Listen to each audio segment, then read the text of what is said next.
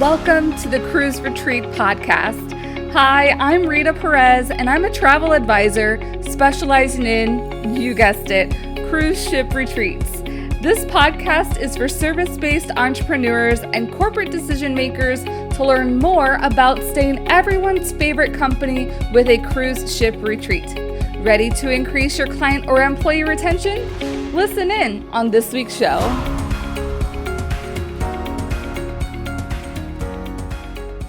Hello everyone. Welcome back to the podcast. Thank you for being here. I have the very unfortunate task of being at home today. I am back. I feel two ways about this. One, I'm glad to be back, glad to be getting back to some sort of routine. And two, I am missing the luxury of being on a cruise ship and everything being catered to, and I don't have to worry about cooking and cleaning. So, double-edged sword. Would I rather be cruising right now? I think overwhelmingly yes, but I also know there are a lot of projects that I need to get to, and being on a cruise ship provides a lot of distractions. So it's kind of a good thing that I am home as well. But I wanted to give kind of like some overarching themes that I have noticed kind of being on the two different cruise ships. And like the first thing that's really standing out to me, and this is not really a theme, but this is an observation, is I feel, and this is going to be a lot of comparison between the MSC Divina and the Carnival Mardi Gras.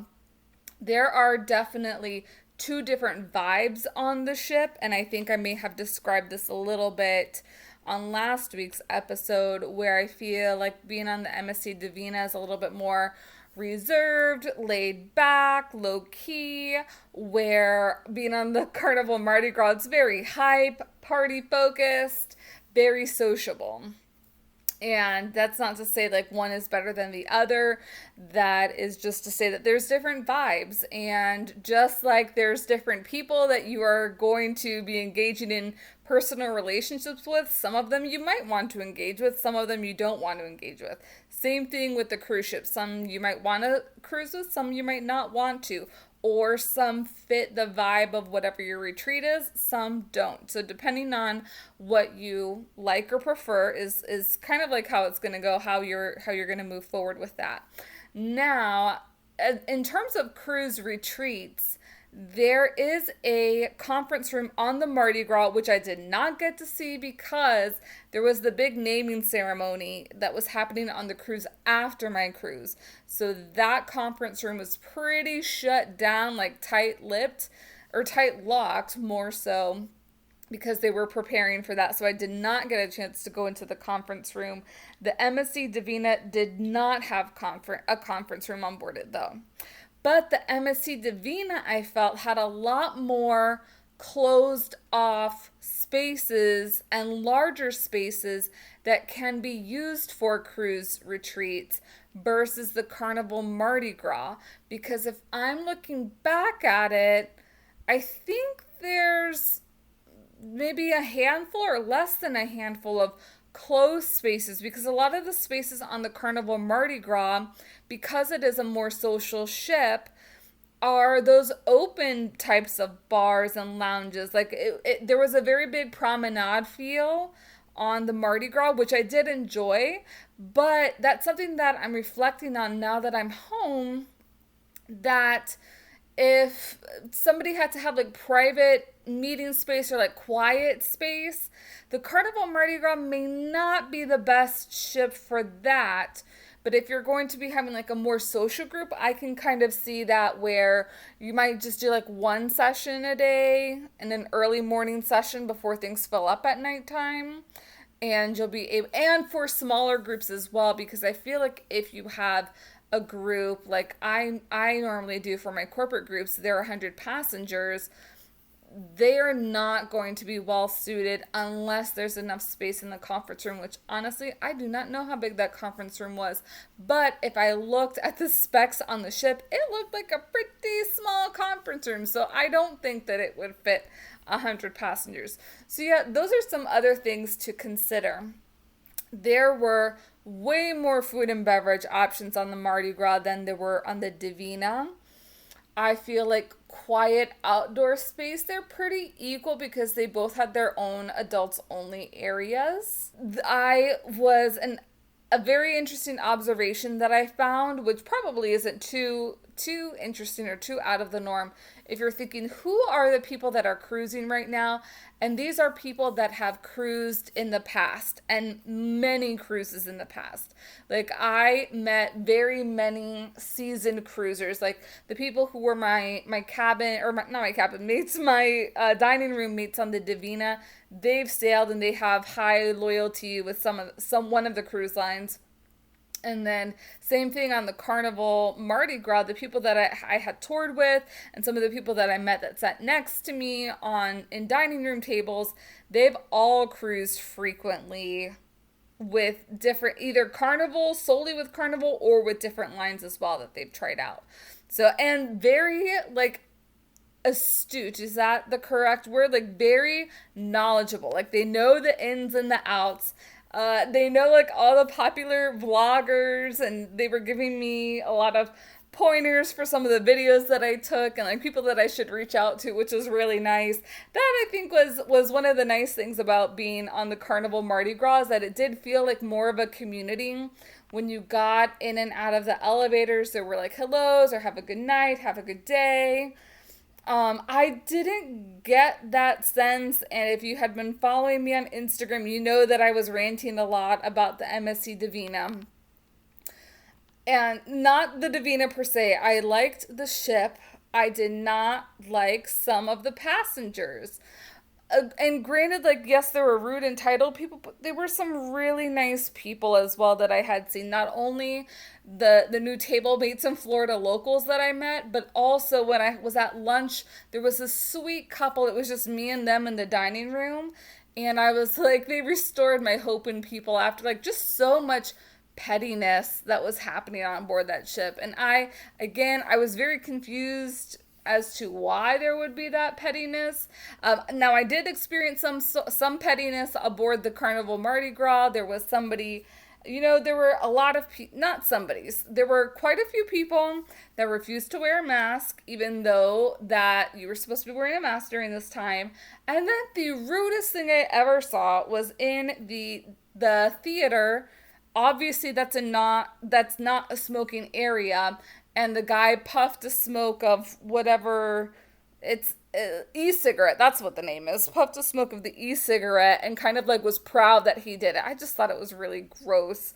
And then I don't know, maybe that's the Enneagram 1 in me too. Like there's rules and there's rules for a purpose, so follow the rules. And I think that is also me as a travel advisor that does not want us to lose the privilege of cruising ever again. Especially, it's sounding like from some things that happened today, and today I'm recording this on Monday, that the conditional sail order has been extended till January of 2022, which I feel like it's a good and a bad thing. Maybe more good in the sense that it only got extended a couple extra months compared to all the numerous extensions that were happening before. But I see it as a bad thing because my frame of mind is things are going pretty well while there's cruising going on right now. For me, it also seemed like they were just trying to not like put everything full force, which is something that I agree with as well, because coming from the Divina, which had less than 20% capacity, to going onto the Carnival Mardi Gras that had over 60% capacity was a bit of a culture shock. Like, I don't know if my first carnival coming back, being on my first cruise coming back on the Carnival Mardi Gras, I don't know that I would have felt so comfortable knowing that that's what the entire industry was doing, and that is not what the entire industry is doing. MSC, there were only 20% capacity. I think Royal Caribbean, my friends who were sailing on those ships recently, there's a little bit more of capacity, but they have more stringent protocols in place than Carnival does. So there are so many ins and outs of this cruise industry, and that's why it's so critical. If you have not worked with a travel advisor before, work with a travel advisor before. And that's not just like tooting my own horn because I am a travel advisor, but there are so many great travel advisors around the country. So if you know a travel advisor, if somebody in your local network is a travel advisor, please support their businesses, especially now more than ever because of the horrible year that we just came out of. But also they are going to know so much more, and they're going to be so much better and more adept at navigating all the different waters that are going on in our new landscape. So, and that will probably be going on for the next year, I would say. So let's see, what else? Another thing that I would like to point out before heading off is just the crew. And I think I've been praising the crew. I mean, they've been dealing with all these crazy people on board. And I feel like they've been going over the top. And I thought the crew on the Divina was amazing. And then I got on the Carnival Mardi Gras and their crew is amazing.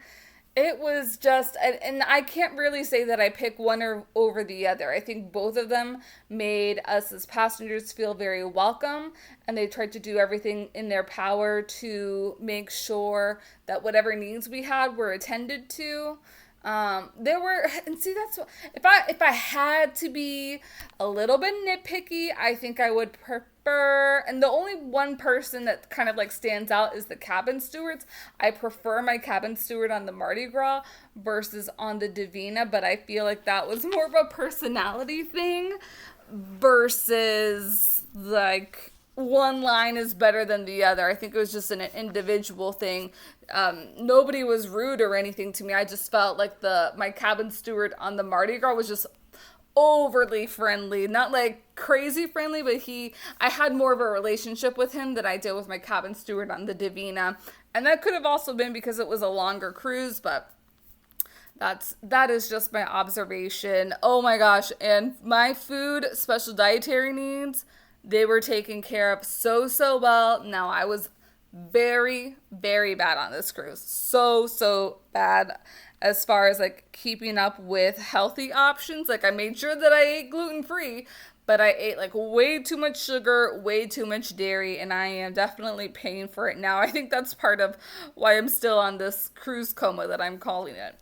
But, okay, so let's go over all observations. I think for the most part, everybody's being safe, everybody's trying to follow the rules, and everybody is so stinking excited to be sailing again, no matter where it is they're going, what the ports they're seeing, no matter what the ship is. Everybody is so stinking excited to get back out there. And I think especially going into holiday season, those are the things that we need to think about. Are there still scary things that are happening in the world? Of course, and I think like that's kind of the new normal almost that we're going to have to be navigating, kind of moving forward with everything that's going on in this pandemic, and hopefully we can stop using the pan word soon and it's just an endemic, and then it's just an illness that we have to deal with yearly or whatnot. However it evolves into being, but it's not going to be this crazy thing, because eventually one day we won't need to be wearing the masks as often as what we are now, and we won't need to be concerned about like how many people go into the elevator or not. We'll just be getting back to our normal lives. So I think overall, I had an amazing time. The people that I met had an amazing time.